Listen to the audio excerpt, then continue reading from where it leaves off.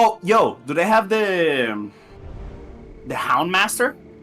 The Houndmaster is not in here. No. What's the fucking point then? Please be advised, the following presentation is not intended for minors. Good morning, everyone. This is Jake from Switchaboo.com, working at Switchaboo Live. Today we're going to be checking out Darkest Dungeon 2, specifically the Switch port, because I got a review code for this, which, speaking of, the review just came out the other day, so hey, check that out at Switchaboo.com. But first, let's get the Coconut Man in here. Hey, Bruno. You're deafened, by the way. Let me... hold up. Oi, dingus. A singular strike! There we go, okay. Darkest Dungeon brings back memories and a certain someone. Yeah, okay. This is a gag for my stream specifically, because we've been talking about this a lot because I've been, playing this for the review. On my stream, I think I talked about this with you on a previous stream, but there was one notorious chatter when I was playing the original Darkest Dungeon on my stream, who complained that Darkest Dungeon wasn't good because it was 2D. Yeah, I do remember that. I feel like I wanted to forget that because that's stupid. Yeah, well, as if, to take his advice, Darkest Dungeon 2 is 3D, so he has no excuse not to play it now. Wait, is it? Because, man, I really like the style. Okay, it's 3D, but it's like the specific 3D that is so well cel-shaded that it looks 2D. Oh, kind of like Dragon Ball FighterZ? I was about to say Guilty Gear, but yes, that too. Dragon Ball FighterZ, baby! Yeah. Give me your best, Darkest Dungeon voice line, Mr. Voice Actor. You'll arrive along the old road. It's kind of okay. Yeah, that's not bad, actually. Hey, good job. Thank you. Oh, right, okay, so, I finished off, just as I ended, so, this is cashing in stuff from my last run. Because Darkest Dungeon 2 is more traditional roguelike than the previous game was. I mean, I enjoy roguelikes. Yo, was that you can upgrade the classes themselves now? You sure can. This is also how you, unlock them as well. I have everyone except for the DLC characters. Okay, favorite Darkest Dungeon class right now, go. Highwayman. Easy. Highwayman is a pretty dope choice. I was always a fan of the Grave Robber. I'm not sure why. Every time I had a Grave Robber in my party, she just tore shit up. Oh yeah, Grave Robber is, stupid good as well. Also, just like the design, look at that big hat. I'm a big hat enjoyer. So, since you have already done the review, talk it up a bit. Tell me about the Darkest of Dungeons. Okay, so this is, quite the departure from the original game, as you can, already see. Red Hook Studios specifically, wanted this to be different from Darkest Dungeon 1, so it doesn't completely invalidate Darkest Dungeon 1. I understand that. But really, so all it's it's good, but personally, I prefer the original Darkest Dungeon.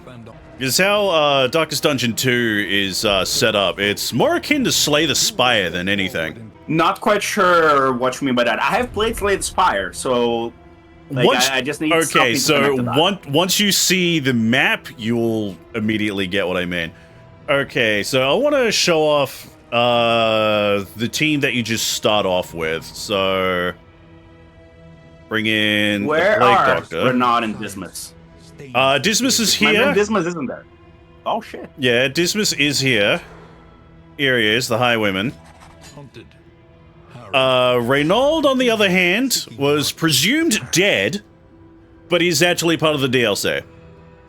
Oh. Okay, wait, so is this, history-wise, is this a direct sequel to the first one? This is immediately after you beat the Darkest Dungeon. Why is Grandpa still yapping in her ears then? Okay, so basically what happened is, once you beat the Ancestor, what actually happens is, when you do that, the curse and like all the eldritch horrors actually just spread out from the estate. So you're currently running away from it. Wait, so, I mean, we killed it, and that just made it more angry. Yeah, it just made it worse. You know what? That is just classic eldritch horror shit. Yeah, Yep. makes sense. Alright, first fight. So, right off the bat, like, you can see, like, this is just Darkest Dungeon combat. But there's one extra thing. Characters gain 5 skills instead of 4.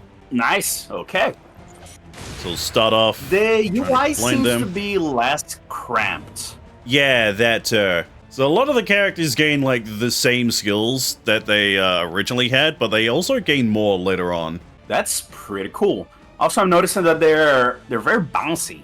Yeah, like, because everything is 3D models, they actually have, like, more room to animate.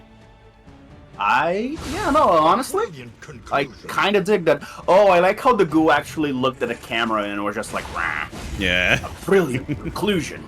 Yeah, baby. Alright, then Rampart to move him back forward. Death Blow. Hey, there we go.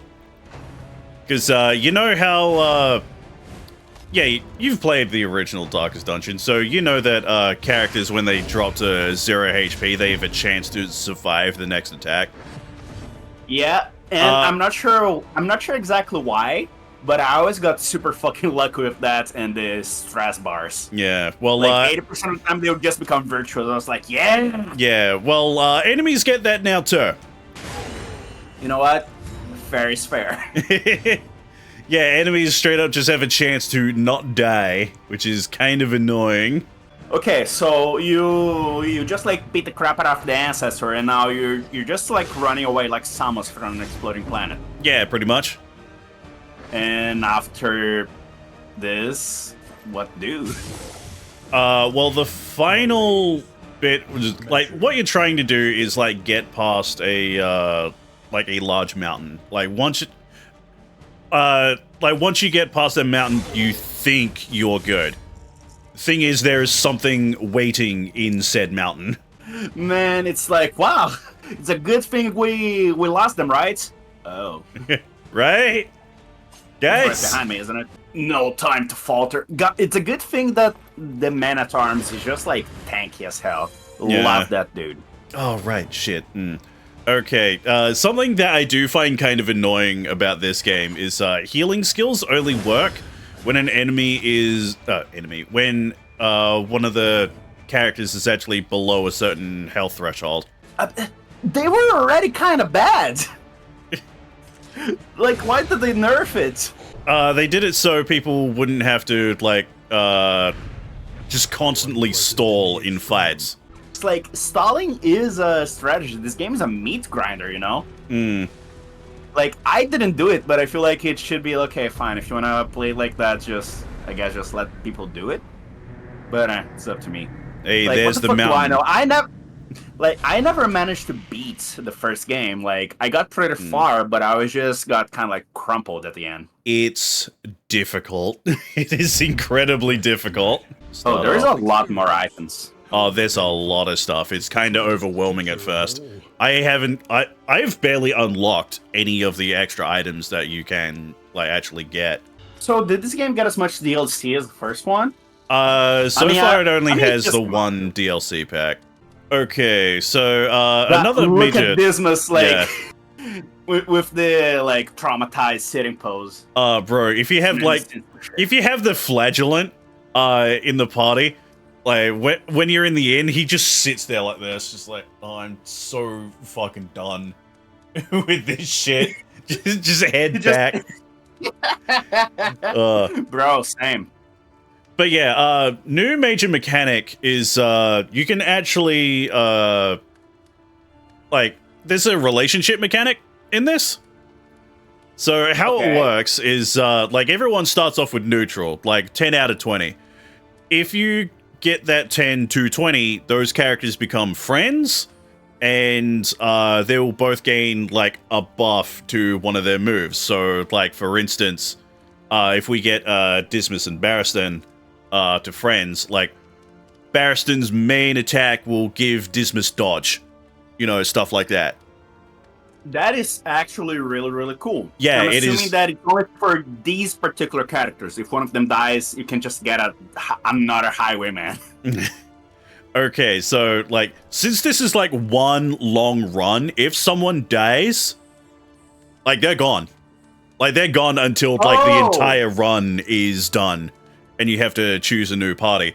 But, as you can see up the top here, sometimes when we go to an inn, we have the option to purchase the bounty hunter. So you can have that replace someone who has fallen. Oh, so he's not just a class that you can select to begin with anymore. Yeah, you can't pick him from the start. You can only get him if someone dies. That's kind of a shame. I get it, but it's kind of a shame. Yeah, because he was overpowered as hell. Exactly, I want that. Give me that. Oh, yo, do they have the Houndmaster? The Houndmaster is not in here. No. What's the fucking point then? Honestly, I never really used the Houndmaster that much, so I only just realized that the Houndmaster wasn't here when you mentioned him. Ah, man, but he's a cool dude. But yeah, look at this map. That Slay the Spire is shit. Oh, I see. Yeah, no, Yeah. that's a very classic room-based roguelike. Yeah. I don't hate it.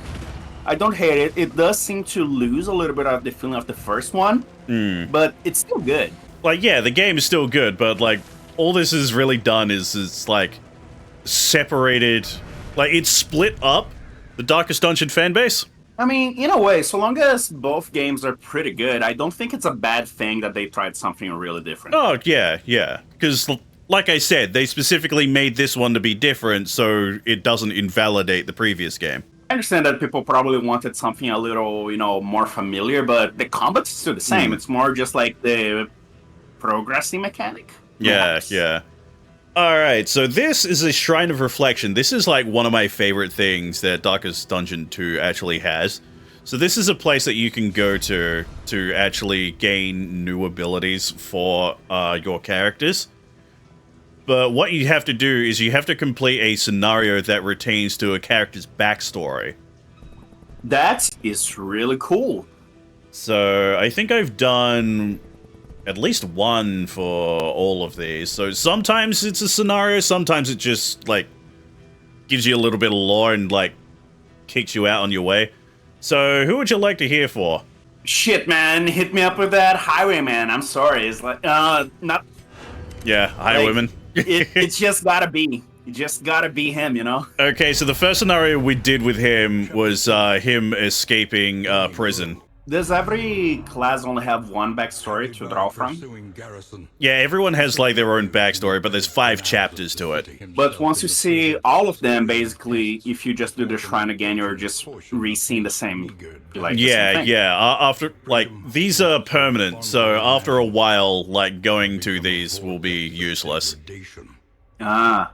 Oh, it's permanent for every single... Oh, okay, I see. Okay, so there's no scenario for this one. Oh, really? We do get... Just that easy. Okay, we get his bleed attack. So we get open vein. Man, damage over time is so good. So good in this game. Oh, yeah, like, it is even more helpful now that, like, enemies have the ability to resist dying. Okay, so we're at a fork at the road. We can go to a lair which has a boss fight that we could fight. Or we could go to the unknown side. Both Dismas and Barristan go... Yeah, both Dismas and Barristan want to go to the right. So I'm guessing let's go to the right then. Let's go gambling. Oh, dang it. But yeah, that's another thing. Yeah, that's another thing you gotta keep in mind as well. Is you have to check to see what your party actually wants to do. Because if you do something they don't want to do, they get stressed. I'll go with that. These dudes asking for help, they are not having a good time. Holy shit. No, they're not. Okay. So we got 2 healing cells and a burn salve. Well, 2 burn cells. Thank you. You know what they remind me of? They remind me of the exiled force from Yu-Gi-Oh. Because it's just a bunch you of know people. what I mean? Yeah. No one wants to go to the table, so let's go to the unknown, I suppose. The unorthodox treatments. Why? Is everyone here afraid of the dentist? Hey, dentist is scary, man. Bunch of sharp objects in your mouth. God, I know. It's like I made the joke, but I can't even like keep it up. Like I don't like going to the dentist. Like for me, it's the hook. Like personally, for me, I kind of got over my fear of the dentist recently, because I had to get a tooth pulled. That yeah, the nerve in the tooth straight up died. It was the most excruciating pain I have ever been in. Oh my god. Yeah, it sucked. Like, the worst thing about it was having to wait for the appointment. I had to wait 2 weeks in pain for said appointment. Oh. It was dreadful. But, like, once I got hit up with the, what is it? Like, the numbing shit. Anesthetic. Yeah, that's the word I'm thinking of. Thank you. Like, all the pain was gone, and, like, everything that, like, the dentist did, like, in my head just was weirdly relaxing, just because I didn't have to feel that fucking pain anymore. So I'm like, huh, the dentist isn't so bad. No, we'll go with the Blight. Or I could just crit and kill him. Okay, yeah, that works too. That's my girl. That's what I'm fucking talking about, bro. That's why she's the MVP. That's why she's the GOAT. That's why she's the GOAT.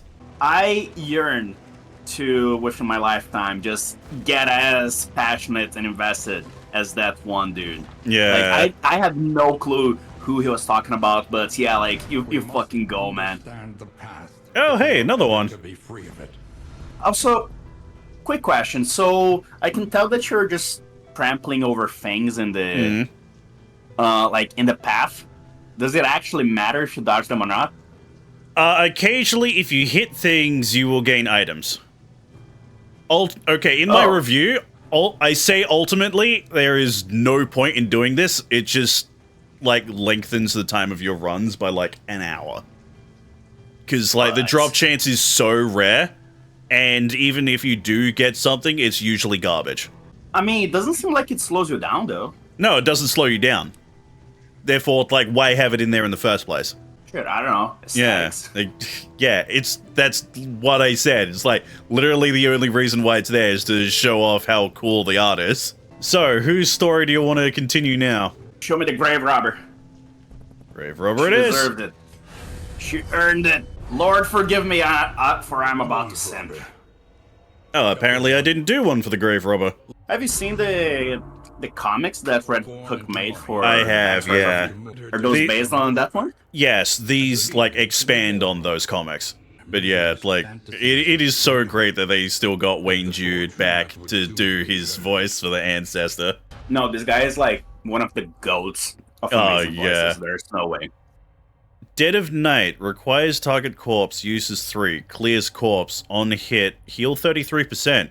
Hey, that's pretty good. Oh, she's robbing it.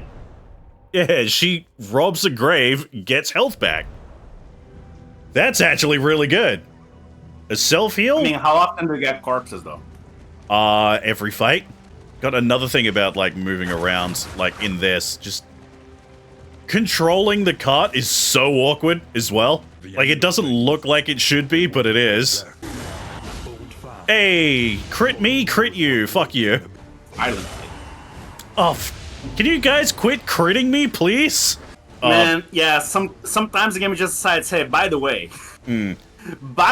just in case you thought this was going to be a fun romp for the woods. Okay, so one thing I want to show off is, a lot of the high women's skills, give... Oh, how do I show this off? The menus in this game is kind of weird. So, see this enemy right here that I'm highlighting? You see how he has, like, a blue skull underneath him? So that is a combo token. A lot of the high women's skills give enemies combo tokens. Now, a lot of the Grave Robber stuff actually gains benefits when hitting someone with a combo token. Like, if I go it's pick to the face... It's like the mark mechanic. Yeah, kinda. So, like, with pick to the face, I now have a extra 50% chance to crit. Oh! Which we didn't get. Okay. Fuck. Hey, Combo Joe, what's going on, dude? Yeah, speaking of combos... Yeah, honestly, it's like, it is very different from the first one, but I'm kind of liking what I'm seeing so far. Like, see, here's the thing. I actually really do enjoy this latest pirate type thing. Yeah. Like, the map. I had a lot of fun with games with that sort of setup. Hey, there we go. So that basic slice attack that the Highwayman has a unique property called Execution. I bet you can't tell what that means. Let me take a wild guess. Is it an instant kill? It is straight up just a chance of an instant kill. Man, I fucking hate light and dark spells. Shimigami Tensei needs to get rid of them already. So basically they understood that people love the Highwayman. It's like, you know what? Let's give this dude some buffs. He did not need them at all. And yet, here we are. The protagonist gets the privilege, baby. Ooh, that's not good. Okay, so once we hit 4 of these, the mountain gets a buff. So Confession's boss gains an extra 10% max HP. We lose 10 flame, and everyone gains 2 stress. Great. Oh. So once again, the game just like, hey, by the way. Yeah, by the way, you're in for a bad time. If you play at low flame, do you still get like bonus loot? I don't think so. Man, but that was like such a good payoff in the first one. Yeah. I remember people would actually just go and do a whole lot of no light runs just to get as much gold as they could. See, what I would do is just before the final hit of a phase, I would like douse the flame and gain all the benefits of like the extra loot. Wait, what the fuck? You could do that? Yep.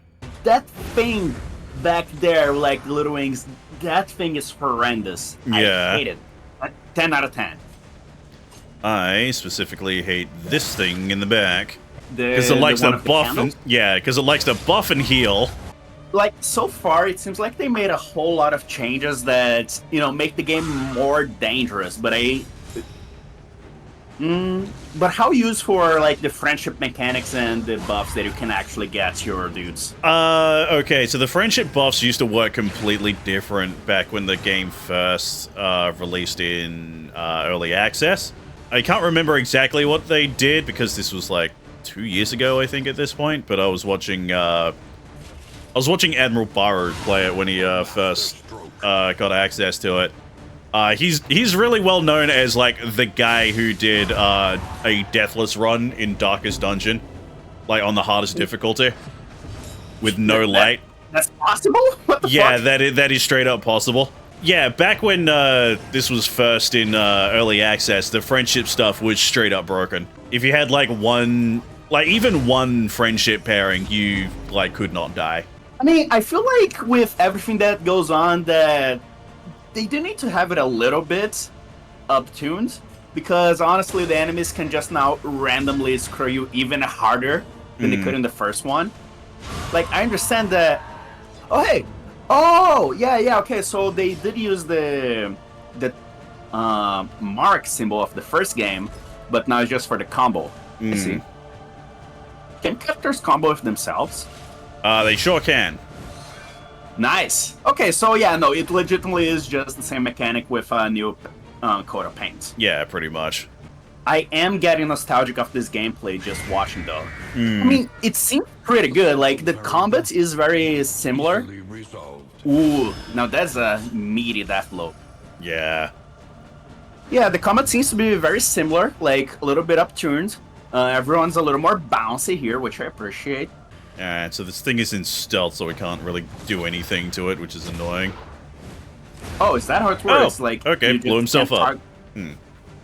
He has target things himself? Yeah, can't target things in stealth unless you specifically have a skill that bypasses stealth.